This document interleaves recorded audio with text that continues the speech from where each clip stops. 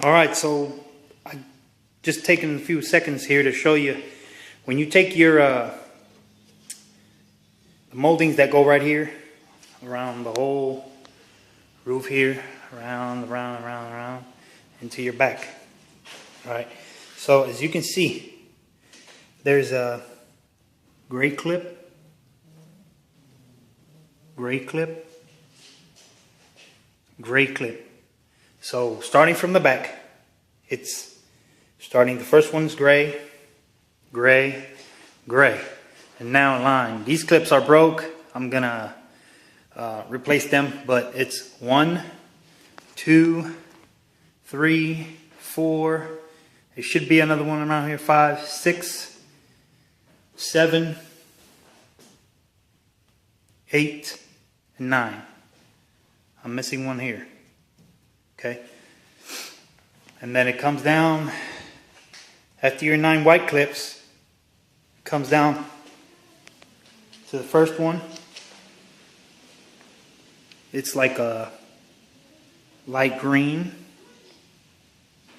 You got a pink, or like a real light purple, and then yellow. As you can see, yellow. And last but not least, yellow. So recap from the front, back again.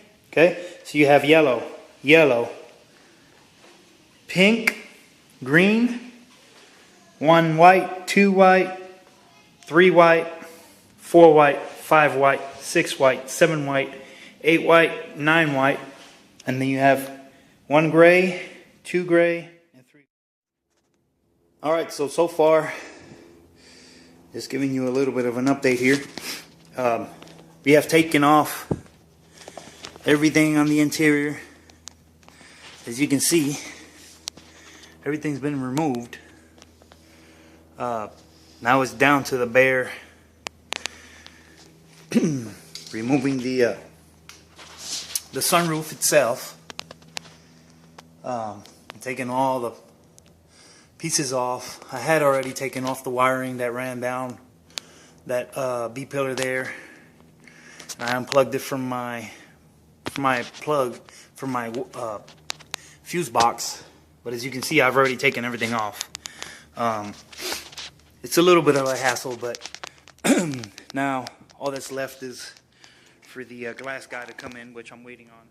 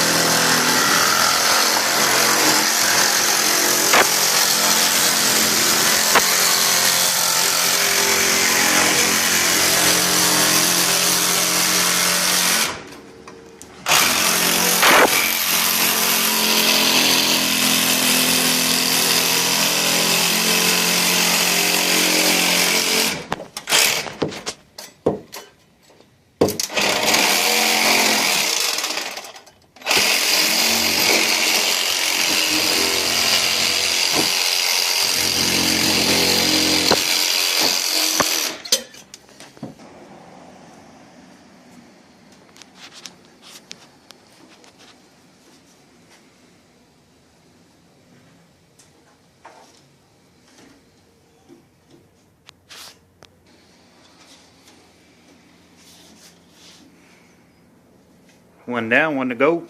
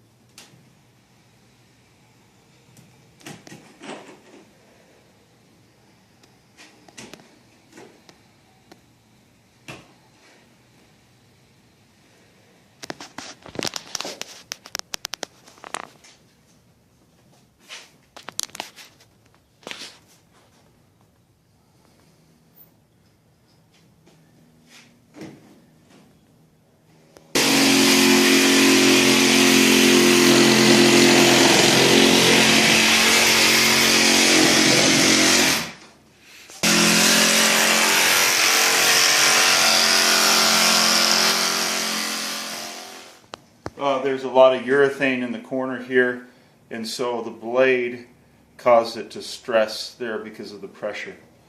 Okay, so short terms for us that don't understand too much about that deal. There's a 50-50 chance that the glass will break. I still can use it, but I'm going to replace the whole glass because, you know, it won't be sweet if it's cracked. So, he tried. Now he's just going to get it done.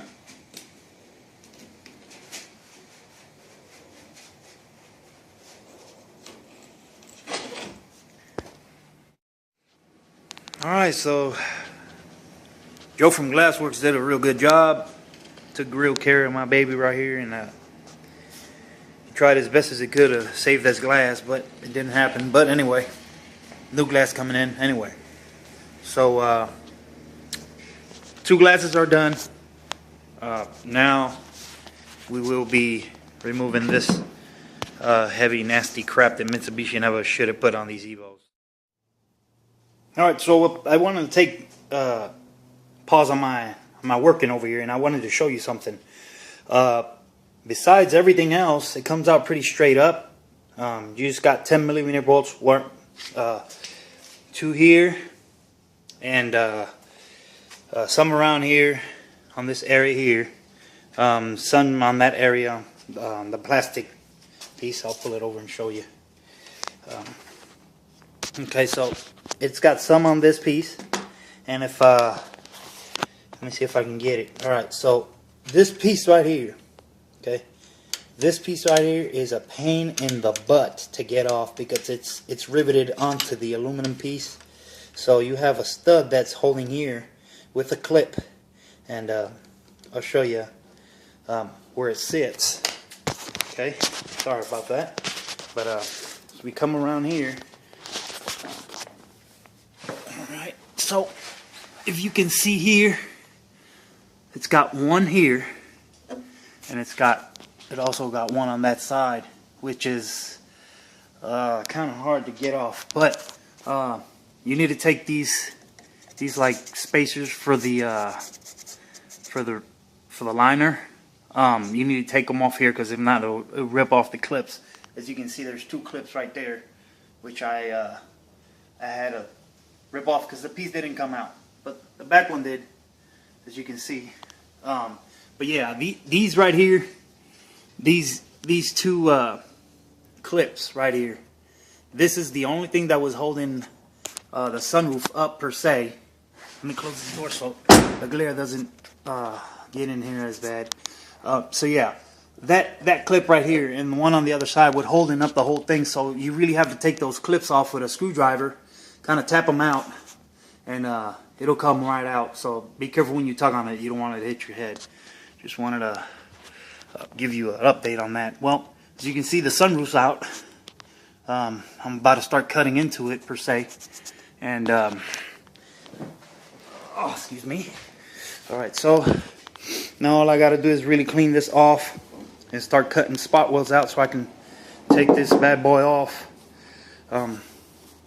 Besides that, well, let's see how I get on the next segment. Pretty much taking off the urethane from the glass here where I need to get. I find my all my spot welds, and I decided to stop and show you guys how I'm covering this up because you will be doing some grinding and some you know, sparks will be flying, so you really don't want that on your paint. I used some old t-shirts that I had for the front, which is the least amount of sparks should be getting on that area, even though I'm going to give it some paint later on. But I also used some painter's tape to protect the side up here. I put it all along the inside so it wouldn't catch no rust. And I went and I bought myself some movers blankets. As you can see, I got one for each of the doors, and one for the front, and one for the trunk here. So you can see it's pretty much covered up. So no sparks, none of that grinding stuff will be, you know, hitting. None of the exposed paint. So yeah, I just wanted to give you guys a heads up on that. These movers blankets were like think like $6 a piece. So it's a good insurance policy that you keep it it's pretty much covered, so you don't have none of that stuff, you know, getting on your paint. But yep, just wanted to share that with you. I had a whole bunch of old shirts laying around, which did a good job with some tape. All right, let's see what's next. All right, so I just wanted to pause right here and give you guys a heads up on what I'm doing, and I just wanted to show you the area where I've cleaned already. As you can see a spot weld here, there, all along that base right here, and I stopped because I'm doing this here, and I just wanted to show you guys very carefully here. I'm using my drill and a wire brush adapter on there. I'm going to show you a little bit on how it does clean. You got to be careful because you don't want to eat up on the bottom. So just try to hold the drill bit as best as you can, and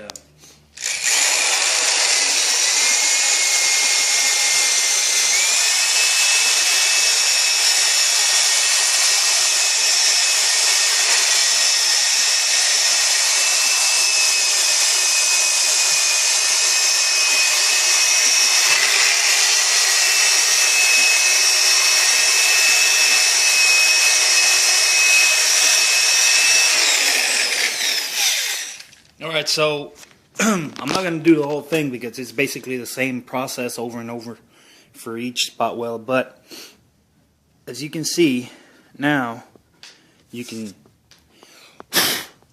see all the spot welds where you need to drill them out or punch them out or whatever you want to do. I don't know what kind of deal you want to guys use, but I'll be using a spot weld cutter, which I'll show you in next segment of the video.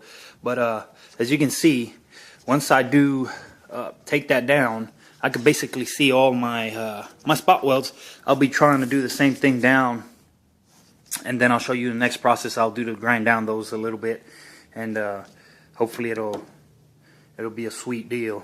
Not too much work, but everything is work. That's what it's called, work. So anyway, yeah, I just wanted to give you a heads up on that. And I'll keep you posted on the next segment. Alright, so now all the spot welds are exposed, as you can see. Now I'm going to start beginning to cut these bad boys out. As you can see, there's many of them, so I'm going to show you what I got for spot welding, for the spot weld removals. Okay, so I'll show you right now. Let's walk over here to my little mess here, and got this tool. As you can see, it's got two sides to it, so if one wears out, but supposedly I read a lot about these tools, and they're good for a whole lot of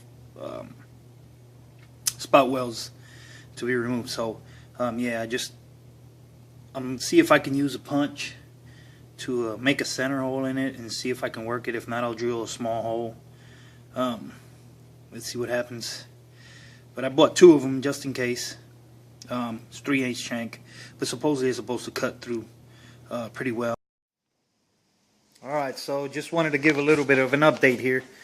As you can see, the roof has been removed. The roof skin has been removed, but I just wanted to take a small pause in what I'm doing here and just giving you an update, because I ran into something that's really important here. And as you can see, the spot weld remover that I showed you prior on the prior segments of the video, well, that didn't work too well. As you can see, I started chopping right through my flange there, and I decided just to go ahead and drill them out. I couldn't find no other better way to Some didn't go through, some did, but the majority of them did. So I just used a drill bit and went right through the spot weld. As you can see, some of them went through, but it was a pain. It took me about 4 hours to fight with it. So you gotta have heart to pound on your vehicle. I mean, it's not easy to come off. I'll show you the roof, but I'm just giving you a quick view of how many spot welds this thing has, because it's retarded. I mean, it has a lot.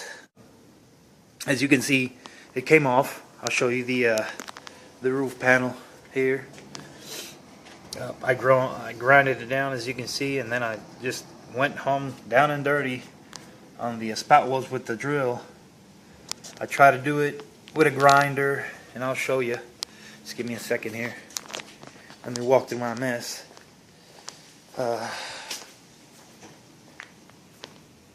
So you can see I have a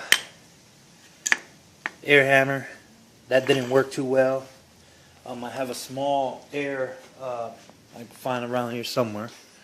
As you can see, it's right there. I use it in some occasions, but not really much. What I did get used to use is a old screwdriver, and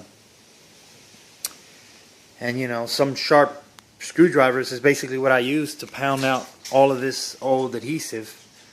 It wasn't an easy task to take it off. So if you don't want to go through all the trouble of doing this, I mean, if you don't have the heart to work 5 hours trying just to get this piece out, I mean, it's not for the faint of heart. I mean, I thought it would be easier. It's not. It's not a joke. I mean, let's just leave it at that. Anyway, now I'm going to cover up these holes again. You know, I don't want no leaks on it, so I bought myself some good quantity of epoxy sealer. I'm gonna be doing some epoxy so I can seal those holes. As you can see, I marked in between each one of those spot welds so I can put my new rivets in there. A lot of people don't use rivets, but I'm kind of skeptical of not just putting body glue on there. I'm gonna show you these are the rivets we'll be using. I got a large flange on it, you know, so that when I do drill, since it's gonna be a carbon fiber, you know, I don't want it to crack or anything. So yeah, and majority of the holes will, you know, not go through it. So I will be drilling new holes for these rivets. I did go through a few drill bits to go through that, as you can imagine. But anyway, yeah, I'm going to be epoxying those holes back again so that the actual bonding agent will not go through these holes and drip all over my car on the inside. Alright, so quick recap of what I've done so far. I cleaned off the spot welds with grinding wheel. As you can see, they've been cleaned off, so I don't have none of that excess metal jumping off of the spot welds where the rivets used to be. So there'll be nothing protruding. Now I taped it all up. I'm going to show you here what I'm going to use for this. I've been using this product for a very long time. I say again, excuse my mess. When you start doing stuff like this, this is my little shopping bag today. I went to a few different places and I put it all in the same bag. This bad boy right here, JB Weld. I'm going to mix some of this, and I'm going to put a small layer of this on the holes that were drilled here. You might be asking yourself, well, why the hell would he do that if he's gonna glue it down? Well, first of all, I don't want water coming down through these bad boys here, which if water comes through here, it will come between the structure and the roof skin, but I'd rather not have all of the excess glue go down through this. So I'm just gonna lock it up like here where we had to grind some off, and make it extra, you know, rigid, kind of tighten it down a little bit, not have that many holes missing in the way. But anyway, yeah, I covered it out here so that the epoxy won't go into the car. Now my next step will be run the grinding my wire wheel here so I can clean this up some more. And all right, just took a pause on the what I'm doing. I told you guys that I was going to epoxy that, and I showed you the epoxy. Now I just want you to take this a little bit right here to see how it's coming along. Right now I'm waiting for it to dry, but as you can see, all the places where there was a spot weld, it's been covered. I'm just waiting for it to dry off. I've been waiting for over an hour now, and it's still not here. Let me see if I can see. It's barely starting to tack a little bit. So I guess I'm gonna have to wait so that I can cut all of that off and rip off this paper. As you can see, I did add some here, and where it was really bad to take off right here, got kind of dent. Had a place I straightened it, and I filled up a little gaps that were in there, so it'll fill in. But as you can see, I've already gotten all of my spot welds pretty much covered up. It worked good. I mean, it's just a pain in that butt to wait for it to dry when you're trying to get something done. But yeah, I guess that's the process. Hit it up with a heat gun a few times just to speed up the process of the of the drying agent. But you know, it's just I might have to fill up a little bit of that and that afterwards. I'm just waiting for it to get a little bit more to see if I can get a little bit more dry. Alright guys, so it took a few hours. I would say it's about 50 degrees right now, and it took about 10 hours to dry. So I just removed all of the tape, and as you can see, I got some trimming to do, but besides that, everything is pretty much solid. Even on the spots where I went through, sorry about that, let's find one that I can show you that I totally went through here. Okay, here's one. As you can see, there's no tin, so this is just for me to have a little bit more peace of mind that I know I'm not going to get no drips coming down through there of the glue or any water at all. So now I'm going to go ahead and clean all of this off with my grinder, sand this down so I can get some of the glossy look off of it so that the glue would adhere on this, and then present for the first time the new roof. And if all goes well and everything squares off pretty good, I don't have to do nothing else like to the roof, grind some edges or anything off. It'll be put the glue on, the bonding, the piney bonding glue, and make these bad boys together. So let's see how that goes. So I figured I'd give you guys a little idea of what I'm grinding down here.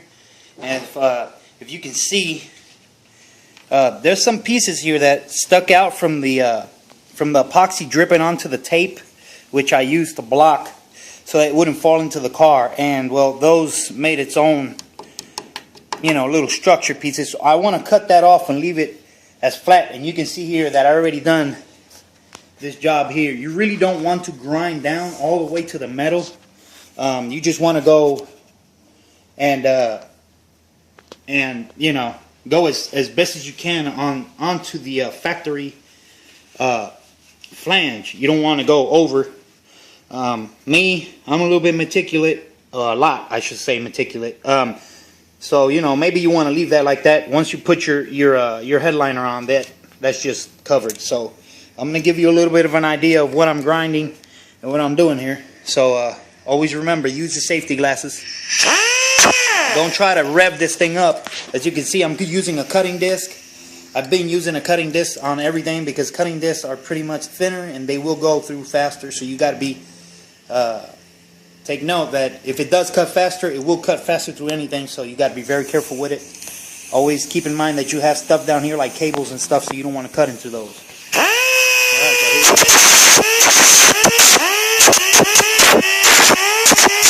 so you can see, I'm only grinding off.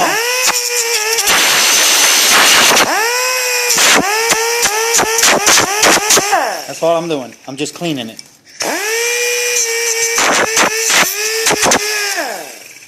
I don't want none of that on there.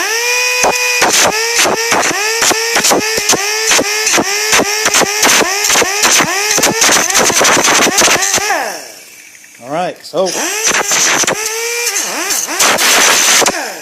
here we go. Now let's get this one.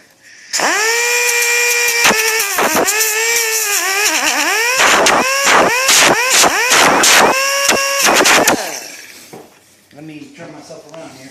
Get into a closed area here. Alright, so as you can see, I'm not grinding off into the metal, and if I do see sparks, if you do see sparks, just move on over.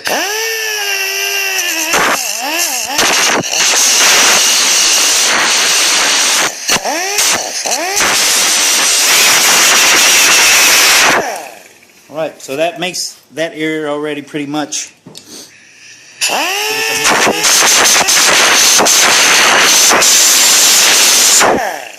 Alright, so that should be good enough. That should make it pretty much, but as you can see, I got all of this here to grind off. So basically it's not worth me recording, but basically the same principle all around on these pieces that dripped out, and now it's just a solid piece, which, you know, you don't want that on there. So anyway, that's basically it. I'll give you on the next clip how that came out and what's the next procedure. Alright, so I just finished cleaning all of the edges. As you can see, all of them are done. I took off some of the epoxy that went on here, as really you don't want to stock up too much or do too much thickness on this flange, as this will affect the way that it sits on the that it mates up with the glass. As you can see, all my edges are clean. I try to do as best job as I could to keep it close to the stock. As you can see here, I ground down. Sorry about all that shakiness, but I'm walking around over here trying to make sure that I'm recording it right for you guys. But anyway, as you can see, I ground down to the bare metal here, so I'm sure that I have the right thickness or the width of this flange. As you can see, if you realize how deep these were, how they went through, so I pretty much patched up every single hole on this bad boy here, and it's all clean now. Now what I'm going to be doing is I'm going to be sanding this down. Let me show you with 100 grit sandpaper, which they come in packs like this. You'll need a few of them. Pretty sure you need 2 or 3 sheets of this, but this paper is always good to have handy for any project or purpose that you need. Alright, so I got down to, I finished already cleaning the area. As you can see, I sanded it down. The whole area is clean. That's where the old glue used to sit and mat. As you can see, everything is pretty much clean. Things been sanded down and pretty much cleaned off. So I went to my local auto parts and I bought this prep spray, and I sprayed it off, and I sprayed it with that all around where I've been working on, and I'm going to show you. And I went and bought some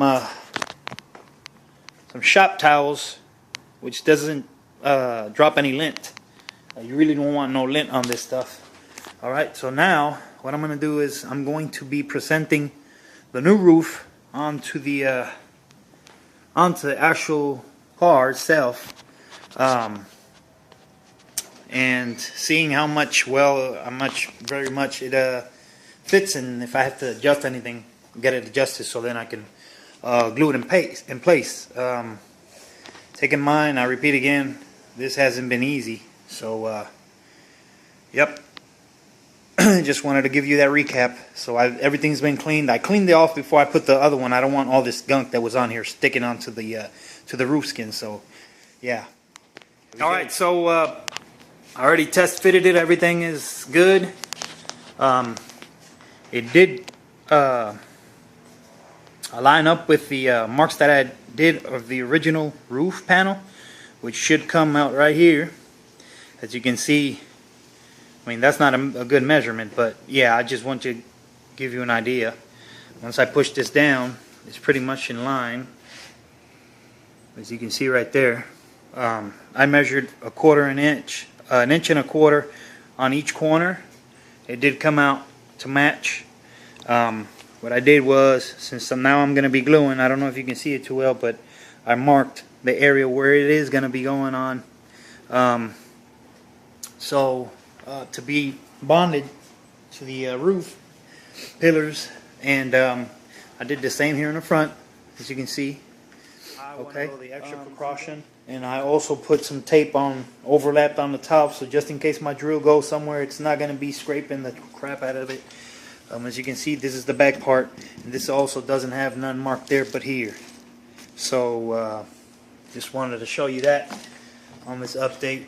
Both sides are already marked. So what I did notice was I don't have an antenna hole.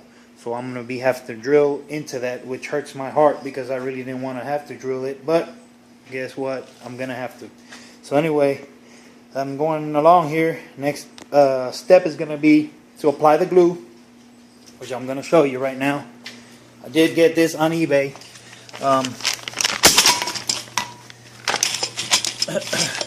This is the gun, which I got. The whole cost of the kit was like $90, with shipping was like $100. But that's the glue gun, and this is the product. 3M. As you can see, it says panel bond right there. Okay, so this deal right here, once you put your glue on, I think you got like 30 minutes to work with it. But once you put your panel on, you're only gonna stick on it once, so you really have to find a way to keep it torqued down while you clamp it down. As you can see, I got two pieces of wood as shims and a pair of pliers. I'm going to be putting one on each corner, one in the center, and then once I already have it clamped down, I'm going to start drilling my holes. For my rivets, I'm going to start riveting it from the center outwards, so I don't have no excess in the middle. Okay, so just to give you an idea of what's the procedure, I will start making my rivets here and working my way out to the back and to the front. I'll probably go in increments of middle, one this way, then back again, and then second out and third out, and so on and so forth. I'll show you guys as soon as I get this bad boy on. Sorry that I have not been recording the steps as we go, but it's kind of hard to, record this with a camera and try to work. Sometimes it's good to have four hands. Sometimes, well, it's needing. But anyway, I'll give you guys an update as soon as I have one. All right, so now I'm about to start getting on the bonding agent. This is what it looks like all put together. It does have a tip that will go on here, but I'm not putting on because I got to remove that cap and open it up. Let some of it, so I am sure that the two components are mixing in together. Once that happens, well, we need to get these tips. I'll show you. This tip screwed onto here. All right, and dispense some so that everything will come out. I got to make a bead about 2 inch.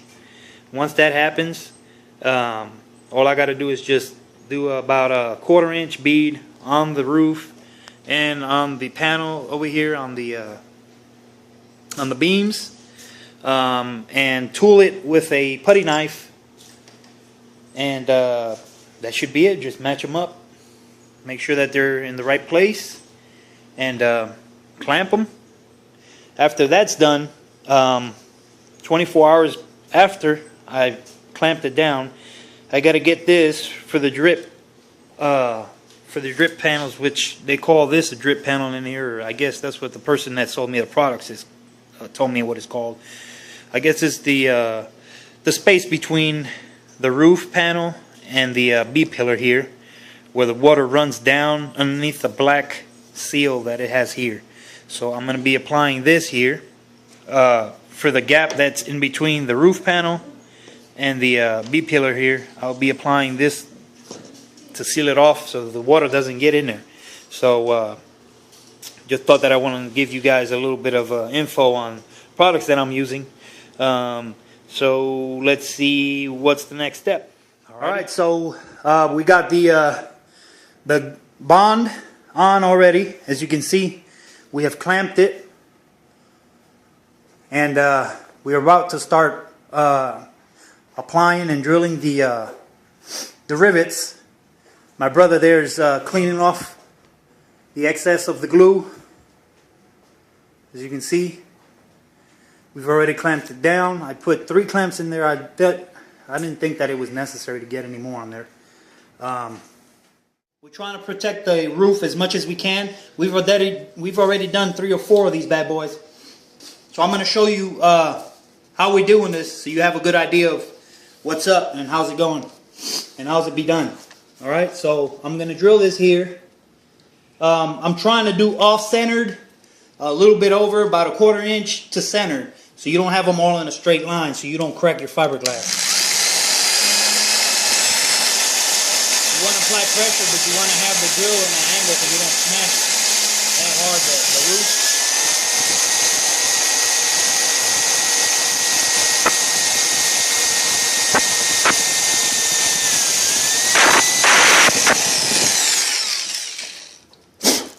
There we go.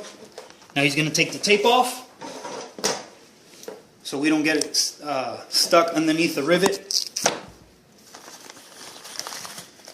And I'll give you the measurements of the rivets at the end of the video.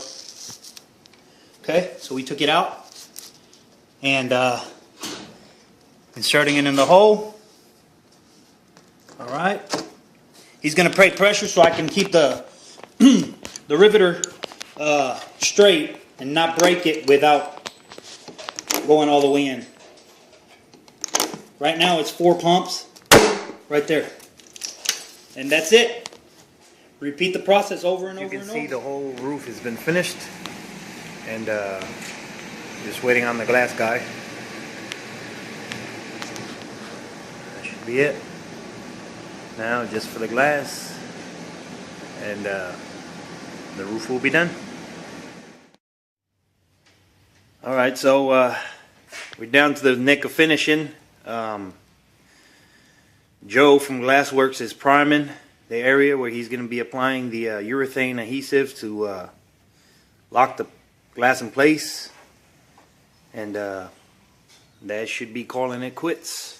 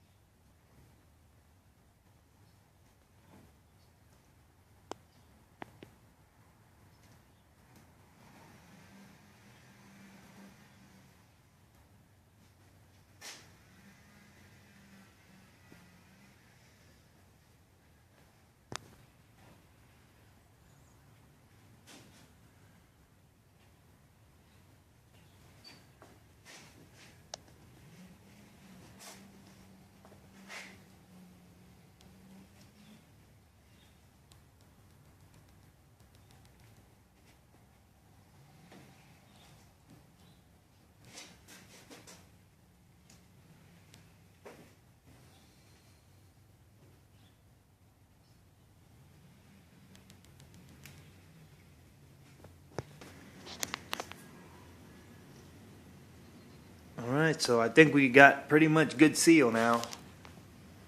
You can see there's no rivets to plain eyesight no more. We're down to getting the glass on pretty soon and finishing this bad boy up.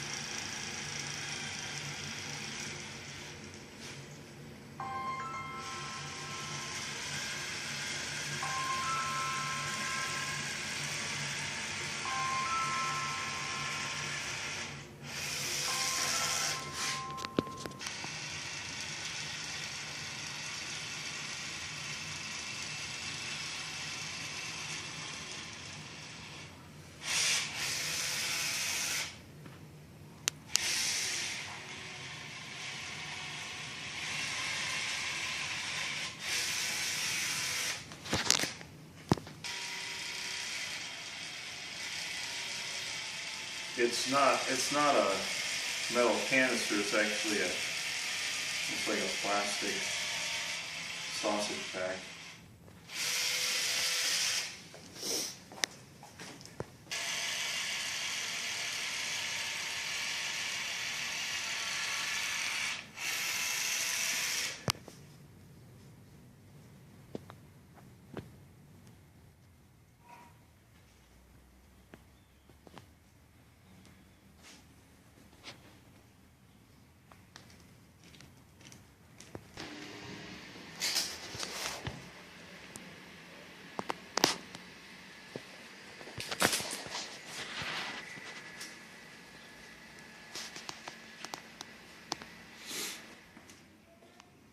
All right, so this is it.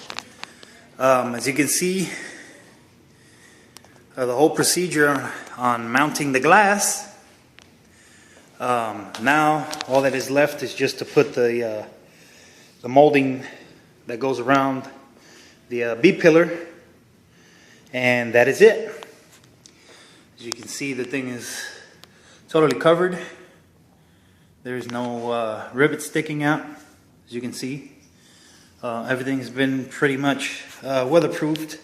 All I need to do is drop the drip molding seal and some gasket. I